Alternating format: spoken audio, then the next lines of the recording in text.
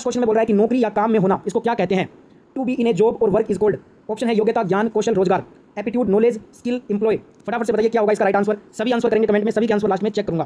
तो अगर आप आंसर कर रहे हैं ऑप्शन डी को तो आपका आंसर बिल्कुल सही होगा। नौकरी या काम में होना ये रोजगार, एम्प्लॉय कहलाता है। ऑप्शन डी जिनका भी आंसर आया है कमेंट में उनका आंसर सही होगा। सभी आंसर करेंगे। अगला क्वेश्चन है क्वेश्चन नंबर 2। देखिए क्या कह रहा है। निर्णय लेते समय इनमें से किस पर विचार किया जाना चाहिए। Which of these should be consider while making decisions. फटाफट से बताइए क्या होगा इसका राइट आंसर। ऑप्शन ए है आपके दोस्तों की पसंद। ऑप्शन बी कह रहा है कि आपकी व्यक्तिगत प्राथमिकताएं। ऑप्शन सी है तुम्हारा मिजाज। ऑप्शन डी है आपके समुदाय के नियम। क्या होगा इसका राइट आंसर बताइएगा कमेंट में सभी। अगर आप आंसर कर रहे हो ऑप्शन बी को तो आपका आंसर बिल्कुल सही है। जिनका भी आंसर ऑप्शन बी आया कमेंट में उनका आंसर सही होगा। आपकी व्यक्तिगत प्राथमिकताएं, योर पर्सनल प्रायोरिटीज। जो निर्णय लेते समय हमें जिस पर विचार करना चाहिए वो आपकी व्यक्तिगत प्राथमिकताएं पे विचार किया जाना चाहिए। ऑप्शन बी जिनका भी आंसर आया है उनका आंसर सही होगा। सभी कमेंट करेंगे आंसर, सभी के आंसर वीडियो के एंड में चेक करूंगा। अगला क्वेश्चन है क्वेश्चन नंबर 3। क्रोधी व्यक्ति की बॉडी लैंग्वेज क्या होगी इनमें से। An angry persons body language will be. क्या होगा राइट आंसर। ऑप्शन देख लेते हैं। दोस्ताना, आक्रामक, शांत, आराम से और सुखदायक, फ्रेंडली, अग्रेसिव, काम, रिलैक्स एंड सूथिंग।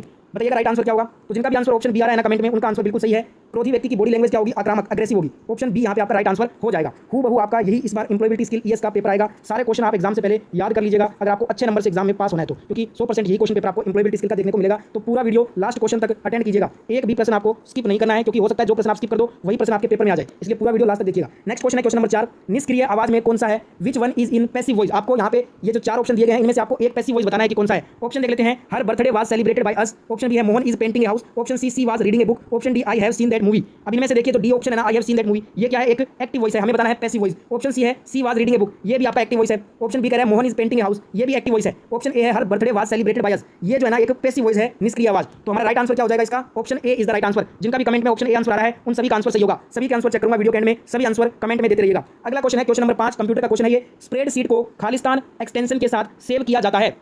इंग्लिश में क्वेश्चन रीड कर देता हूं। Spreadsheets are saved with extensions. कौन सा एक्सटेंशन के साथ हम स्प्रेडशीट को सेव करते हैं। ऑप्शन यहाँ पे दिया है .pdf, .document, .xls या फिर .mp3। बताइएगा राइट आंसर क्या होगा। जिनका भी आंसर ऑप्शन सी आया है उनका आंसर बिल्कुल राइट होगा। स्प्रेडशीट को हम .xls जो हमारा एक्सटेंशन होता है ना उसके साथ सेव करते हैं, तो option C is the right answer. Next question question number 6 क्या कह रहा है। जांच के दौरान निम्नलिखित में से किससे हमें बचना चाहिए। Which of the following should be avoided during probing. तो क्या होगा इसका राइट आंसर, सभी कमेंट करके बताओ फटाफट से। हर क्वेश्चन के बाद आपको 5 सेकंड का समय दे रहा हूं जिससे कि आप कमेंट में अपना आंसर टाइप कर सको। सभी के आंसर लास्ट में चेक करूंगा और सभी को आंसर करना है हर क्वेश्चन का, चाहे आपको आंसर आता हो या नहीं आता हो। इससे होगा ये कि आपको सारे प्रश्न आसानी से याद हो जाएंगे अगर आप आंसर अपना टाइप कर देते हैं कमेंट में। तो अगला यहाँ पे इस क्वेश्चन का आंसर अगर आप कर रहे हैं ना ऑप्शन ए तो आपका आंसर सही होगा। ऑप्शन ए जिनका भी आंसर आया है उनका आंसर सही है। ग्राहक को बाधित करना, इंटरप्टिंग द कस्टमर। जांच के दौरान ग्राहक को बाधित करना, इससे हमें बचना चाहिए, अवॉइड करना चाहिए, interrupting the customer. Option A will be the correct answer of this question. Next question on your screen question number 7 is which one is A don't of information security.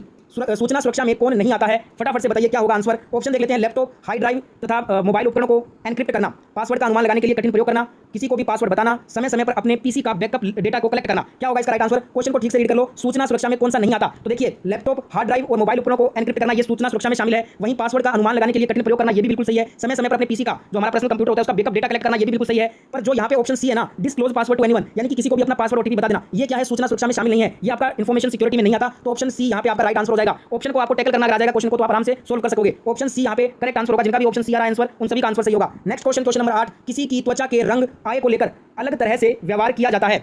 Someone is treated differently on their skin colour income. किसी की त्वचा के रंग को आय को लेकर किस तरह से व्यवहार किया जाता है अलग तरह से। ऑप्शन है यूनिटी यानी कि एकता। ऑप्शन बी नेचर यानी कि प्रकृति। ऑप्शन सी करेक्ट यानी कि सही। ऑप्शन डी डिस्क्रिमिनेशन यानी कि विभेद।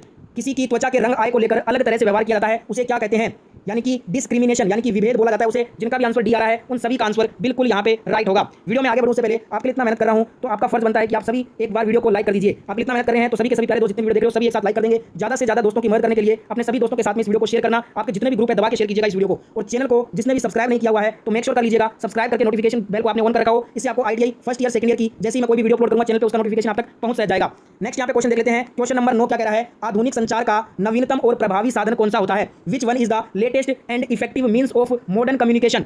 विच one is the latest and effective means of modern communication. आधुनिक संचार का नवीनतम और प्रभावी साधन कौन सा होता है। ऑप्शन है पोस्टल मेल, डाक मेल, फैक्स, इलेक्ट्रॉनिक मेल या फिर मैसेज थ्रू टीवी के माध्यम से संदेश। कौन सा यहाँ पे आधुनिक संचार का नवीनतम प्रभावी साधन है। मॉडर्न कम्युनिकेशन की बात हो रही है ना तो हमारा राइट आंसर हो जाएगा इलेक्ट्रॉनिक मेल। ठीक है, जिनका भी आंसर ऑप्शन सी है उनका आंसर सही होगा। लास्ट में अपना स्कोर भी बताइएगा कि इस पेपर में कितना स्कोर आपसे हुआ है। ठीक है, नेक्स्ट क्वेश्चन देख लेते हैं। क्वेश्चन नंबर 10 क्या कहता है। भूमिका निभाने का कौन सा लाभ नहीं है। Which one is not a benefit of the role playing. Not a benefit of the role playing. भूमिका निभाने का कौन सा लाभ नहीं है, बताइएगा क्या होगा इसका राइट आंसर। ऑप्शन है ए आत्मविश्वास पैदा करता है, ये सुनने का कौशल विकसित करता है, रचनात्मक समस्या समाधान कौशल विकसित करता है, बोरियत पैदा करता है। क्या होगा राइट आंसर? तो देखिए भूमिका निभाने के ये 3 लाभ हैं। आत्मविश्वास पैदा करना, सुनने का कौशल विकसित करता है, रचनात्मक समस्या समाधान कौशल विकसित करता है। वहीं डेवलप्स बोर्डम यानी कि बोरियत पैदा नहीं कर, जो बोरियत पैदा करता है ना, ये भूमिका निभाने का रोल प्लेइंग का एक जो है लाभ है वो नहीं है। तो यहाँ पे हमारा आंसर क्या हो जाएगा? ऑप्शन डी हो जाएगा, क्योंकि हमें भूमिका निभाने का लाभ जो नहीं होता वो बताना था। तो ये तीनों ही जो है ना भूमिका निभाने से लाभ हमें प्राप्त होते हैं, पर बोरियत पैदा करना ये भूमिका निभाने का कोई लाभ नहीं है। तो राइट आंसर जिनका भी डी आया है उनका आंसर सही होगा। पहले आप क्वेश्चन को ठीक से पढ़ा करो, उसके बाद आपको आंसर करना है, क्योंकि अगर आप क्वेश्चन को ठीक से नहीं पढ़ोगे ना तो आप ऑप्शन को कभी भी कट नहीं कर पाओगे। ठीक है, अगला क्वेश्चन देखिए। क्वेश्चन नंबर 11 क्या कहता है? क्वेश्चन नंबर 11 है कि एंट्री लेवल जॉब का क्या मतलब हुआ? What is the meaning of an entry level job? Entry level job का मतलब है यह एक शुरुआती या जूनियर स्तर की नौकरी है। इट इज स्टार्टिंग और जूनियर लेवल जॉब। जिनका भी आंसर आया है ऑप्शन ए, उनका आंसर यहाँ पे बिल्कुल सही होगा। नेक्स्ट क्वेश्चन, क्वेश्चन नंबर 12 क्या कह रहा है? पहली औद्योगिक क्रांति की शुरुआत कब हुई थी? First industrial revolution started in, बताइएगा क्या होगा राइट आंसर? 21वीं सदी, 20वीं सदी, 18वीं सदी या 19वीं सदी? 21st century, 20th century, 80th century या फिर 90th सेंचुरी? क्या होगा आंसर बताइएगा कमेंट में। जिनका भी आंसर ऑप्शन सी आया है 18वीं सदी, 80th सेंचुरी में फर्स्ट इंडस्ट्रियल रेवोल्यूशन, पहला औद्योगिक क्रांति की शुरुआत हुआ था 18वीं सदी में। जिनका भी आंसर ऑप्शन सी आया है उनका आंसर बिल्कुल सही होगा। नेक्स्ट क्वेश्चन, क्वेश्चन नंबर 13 क्या कह रहा है? लक्ष्यों को खालिस्तान के रूप में वर्गीकृत किया गया है। गोल्स आर कैटेगराइज्ड एज, लक्ष्यों को किसके रूप में वर्गीकृत किया गया है? बताइएगा आंसर। ऑप्शन क्या क्या है? ऑप्शन ए है आंतरिक और बाह्य, अच्छा और बुरा, अल्पकालिक और दीर्घकालिक, इनर और आउटर। क्या होगा राइट आंसर? जिनका भी ऑप्शन सी आंसर आया है उनका आंसर सही होगा। लक्ष्यों को अल्पकालिक और दीर्घकालिक के रूप में वर्गीकृत किया गया है, short term and long term में। नेक्स्ट क्वेश्चन है क्वेश्चन नंबर 14, इंटरव्यू इटिकेट में डूज क्या है? Which one is a do's for interview etiquette? Interview etiquette में जो हमारा ड्यूज होता है इसका मतलब होता है काम अप्रोच, यानी कि काम अप्रोच। जिनका भी आंसर ऑप्शन ए है उनका आंसर यहाँ पे बिल्कुल सही हो जाएगा। नेक्स्ट क्वेश्चन आपके स्क्रीन पे क्वेश्चन नंबर 15 देखिए क्या बोल रहा है। कंप्यूटर का क्वेश्चन है, एक्सेल में किसी रो यानी कि पंक्ति और कॉलम यानी कि स्तंभ के इंटरसेक्शन में प्रतिच्छेदन को क्या कहा जाता है? In Excel the intersection of a row and column is called. Option है लेबल, स्क्वायर, सेल या वर्कशीट। क्या बोलेंगे? फटाफट से दीजिएगा आंसर। सभी के आंसर चेक करूंगा कमेंट में, सारे के सारे आंसर बताने आपको, इससे आपको प्रश्न जल्दी याद होंगे। जिनका भी आंसर आया है ऑप्शन सी उनका आंसर सही है। एक्सेल में किसी रो और कॉलम के इंटरसेक्शन यानी कि प्रतिच्छेदन को सेल कहा जाता है। जिनका भी आंसर सी है ऑप्शन में उनका आंसर सही होगा। अगला क्वेश्चन, क्वेश्चन नंबर 16 है, विचारों, वस्तुओं और सेवाओं के पेड फॉर्म को क्या कहा जाता है? Paid form of ideas, goods and services are called. इसको हम क्या कहते हैं? ऑप्शन है विज्ञापन, साख, जनसंपर्क या प्रचार, एडवर्टाइजमेंट, गुडविल, पब्लिक रिलेशन या पब्लिसिटी। क्या होगा आंसर? फटाफट से बताइए। जिनका आंसर ऑप्शन ए आया है कमेंट में उनका आंसर सही है। विचारों, वस्तुओं और सेवाओं के पेड फॉर्म को हम विज्ञापन यानी कि एडवर्टाइजमेंट कहते हैं। ऑप्शन ए राइट आंसर होगा। हूबहू आपका एम्प्लॉयबिलिटी स्किल में जो फर्स्ट ईयर का पेपर होगा ईएस का, उसमें आपको यही क्वेश्चन देखने को मिलेगा, यही पेपर। इसलिए इस पेपर में जितने भी प्रश्न करा रहा हूँ सारे प्रश्न आप याद करके जाना, क्योंकि अगर आपको अच्छे नंबर से पास करना है ईएस का पेपर तो सारे प्रश्न याद कर लो। हूबहू यही क्वेश्चन पेपर आएगा। और जितने भी प्यारे दोस्त वीडियो देख रहे हो सभी से रिक्वेस्ट करूंगा लाइक जरूर कीजिए, इस वीडियो को ज्यादा से ज्यादा शेयर कीजिए अपने दोस्त की मदद करने के लिए, और चैनल को सब्सक्राइब जिसने भी नहीं कर रखा है सभी एक बार सब्सक्राइब करके नोटिफिकेशन ऑन कर लीजिए ऐसी आईटीआई की नई वीडियो देखने के लिए। नेक्स्ट क्वेश्चन करते हैं। क्वेश्चन नंबर 17 क्या कह रहा है? स्मार्ट जो है ना, इसमें ए का अर्थ क्या है? What does a in smart stand for? जो स्मार्ट शब्द है इसमें ए का मतलब बताना है, तो ए का मतलब होगा इसमें अचीवेबल। ऑप्शन डी जिनका भी आंसर आया है उनका आंसर बिल्कुल राइट हो जाएगा। अगला क्वेश्चन है क्वेश्चन नंबर 18, साक्षात्कार कॉल प्राप्त करने के बाद अगला कदम क्या होता है? After receiving interview call what is the next step? साक्षात्कार कॉल प्राप्त करने के बाद अगला कदम क्या होगा? ऑप्शन है रिज्यूम तैयार करना, आवेदन पत्र भेजना, रिज्यूम भेजें या फिर साक्षात्कार में जाएं। तो जब हमें इंटरव्यू की कॉल रिसीव हुई है तो उसके बाद जो हमारा नेक्स्ट स्टेप होगा ना, अपीयर एट इंटरव्यू, यानी कि हमें साक्षात्कार में जाना है। तो यहाँ पे ऑप्शन डी जो है ना वो आपका राइट आंसर हो जाएगा। नेक्स्ट क्वेश्चन देखिए। नेक्स्ट क्वेश्चन, क्वेश्चन नंबर 19 क्या कह रहा है? शब्द वैन जिसका मतलब होता है जब, ये किसको दर्शाता है? The word when denotes. Option है पर्सन, प्लेस, टाइम, थिंग, व्यक्ति, स्थान, समय, चीज। किसको दर्शाएगा? वैन शब्द। जिनका भी आंसर आ रहा है कमेंट सेक्शन में सी आंसर जिनका आ रहा है उनका आंसर सही होगा। वैन जो है टाइम, समय को दर्शाता है। ऑप्शन सी जिनका भी आंसर आया है उनका आंसर बिल्कुल सही होगा। अगला क्वेश्चन देखिए। नेक्स्ट क्वेश्चन है question number 20, the expansion of LAN is. LAN का विस्तार रूप बताना है। तो देखिए लैन जो होता है ना, इसका फुल फॉर्म आपको बताता हूँ। इसका फुल फॉर्म होता है लोकल एरिया नेटवर्क। ठीक है, लोकल एरिया नेटवर्क इसका फुल फॉर्म होता है। यहाँ पे ऑप्शन डी जो है ना मिसप्रिंट हो गया है, यहाँ पे ऑप्शन डी आपको नहीं दिख रहा होगा। ये तीनों ही ऑप्शन गलत है, लैन के ये तीनों ही फुल फॉर्म गलत हो जाएंगे। जो ऑप्शन डी यहाँ पे नहीं लिखा है गलती से, इसका फुल फॉर्म हो जाएगा आपका लोकल एरिया नेटवर्क। ठीक है, ये होता है लैन का फुल फॉर्म, याद कर लीजिए। लोकल एरिया नेटवर्क एग्जाम में आएगा ये फुल फॉर्म।